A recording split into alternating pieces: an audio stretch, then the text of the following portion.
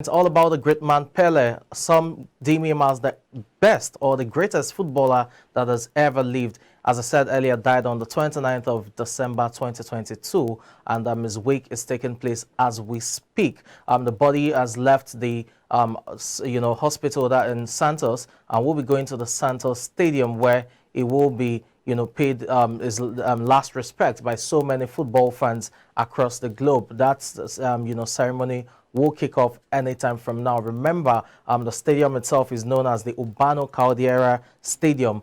Some also call it the Villa del Belmiro. That's where the body will be laid, and there you have it on the screen.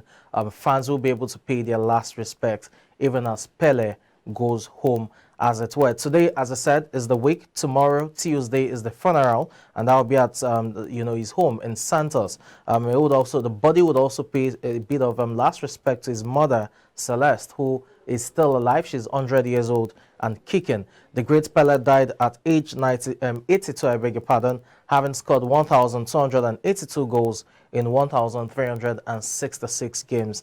Definitely a club legend. For Brazil, he scored 77 goals in 92 appearances, a record that has been matched by Neymar following that splendid goal he scored at the World Cup against Croatia.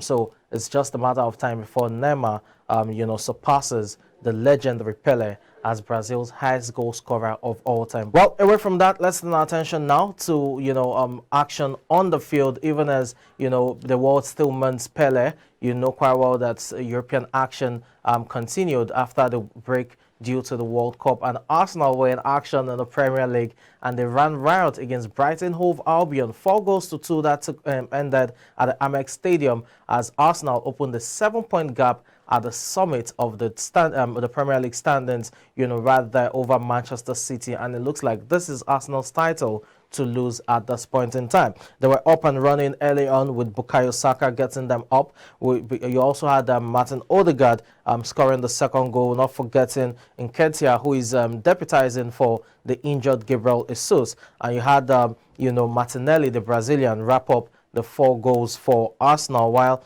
the 2 consolidatory goals, you want to say, came from Mitoma as well as Ferguson for Brighton over Albion. It was a match that was well controlled by Arsenal. They started on the right notes, and even when they considered the second goal, they were still in control because they had opened, a 3-goal margin at some point. This was a match that was deemed to be difficult or to be a huge test to their title credentials, and that's a match that Mikel Arteta's men passed in flying colors. It's difficult to pick out, a man of the match per se, because everyone played a part in this and played so well, from Saka to Odegaard down to Martinelli. They were all instrumental to the victory over Brighton Hove Albion, and the result means that Arsenal are now 7 points clear of Manchester City, having played the same fixtures. 43 points from 16 games, while for Manchester City, they have 36 points from 16 games, having drawn against Everton at the Etihad Stadium, 1-1 that ended early on. And you had Erling Haaland scoring his 21st goal of the season in the league, while, Jeremy Gray scored a stunning strike to put Everton level. So it's City playing catch-up, and they will have to cover the grounds over the course of 3 games, because 3 games will give you 9 points, while for Arsenal they have 7 points. So Arsenal very much in the driving seat. The big question is, can they handle the demands of European fixture, especially in the second half of European club competitions, where you have your Europa League, Thursday night football for Arsenal. If they can handle that well with the domestic charge, then they may just be on their way to their first league title in well over a decade. Well, moving away from there, but still talking about London clubs, you had Chelsea Football Club in action yesterday, and it was another disappointing result for them. Remember, prior to the World Cup break, they suffered 3 successive losses, and then won in their last 5 matches before they won last week. But this time around against Nottingham Forest, they couldn't make it count as they slumped to a draw. 1-1 that ended, Raheem Sterling getting them up and running, having scored from the rebound that hit the woodwork. But you also had Nottingham Forest striking back with Sergi Aurier scoring the equalizer for them in the second half. And this once again underlines the challenges that Graham Potter has to face from defensive frailties. Thiago Silva is 38, is doing so well, quite all right, but there needs to be a backup. Someone else needs to step up, to the plate. As Pele, the captain of the side, hasn't, been in fantastic form like we saw last season.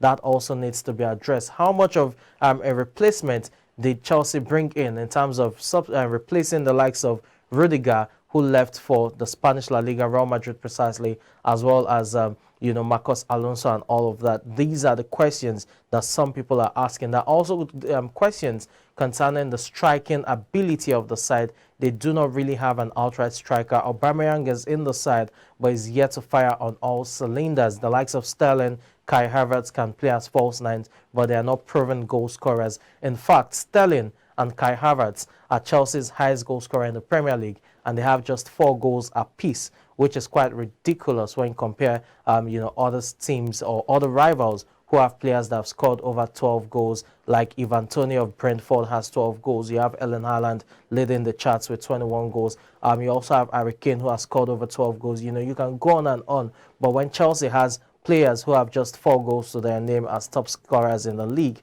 it shows you that they have so much to deal with, as it were. Well, let's move away from there, and let's focus now on another side, and that's Spurs, another London team. For Tottenham Hotspur, the challenges are piling up, and Antonio Conte is now under pressure. They were in action against Aston Villa, and that was a match that they want to forget quickly, as Aston Villa turned the tide around. 2-0 it ended in favor of Villa. Buendia getting the goals, and Douglas Luiz scoring a beautiful second after a fine teamwork in terms of fluid passes to get Aston Villa and Unai Emery all 3 points. For the Spurs, well, it was a disappointing one. Son couldn't fire them through. Harry Kane as well just couldn't get going. And the defensive frailties of Spurs are also, right there in the open in terms of how they are faring defensively. 3 centre-backs, all 3 centre-backs got yellow carded even before the 40th minute of the first half. And that just piled more pressure on Spurs and how they went about, their title or their push for a top 4 finish. It's not looking good for Spurs right now. They are, 5th on the log, and they have 30 points from 17 games, while, they are just 2 points behind Manchester United, who have played a game less. So it means if Manchester United wins their, outstanding match, Tottenham Hotspur will be 5 points outside of UEFA Champions League football spaces, and that's very difficult for them to deal with at this point in time, especially if you consider that Liverpool also has a game at hand and are just 2 points behind Spurs. That means Spurs can even be 6th or 7th, as it were. It's not looking really good for Antonio Conte at this point in time.